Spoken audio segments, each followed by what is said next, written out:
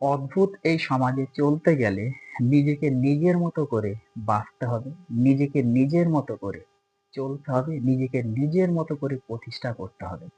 কারোর উপর ডিপেন্ড বা কারোর উপর ভরসা করে চললে চলবে না। এই সমাজের কিছু লোকের কাছে হয়তো তুমি তুচ্ছ নগণ্য, আবার কিছু লোকের কাছে হয়তো তুমি অতি জঘন্য রূপে পরিচিত। আবার এই সমাজের কিছু লোকের কাছে হয়তো তুমি তার জীবনের সব।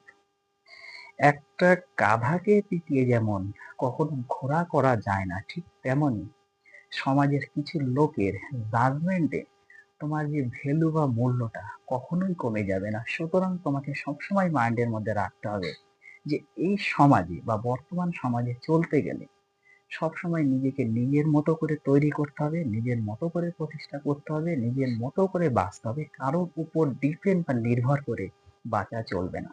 এই কথাটা সবসময় তোমরা মাইন্ডের মধ্যে রাখবে।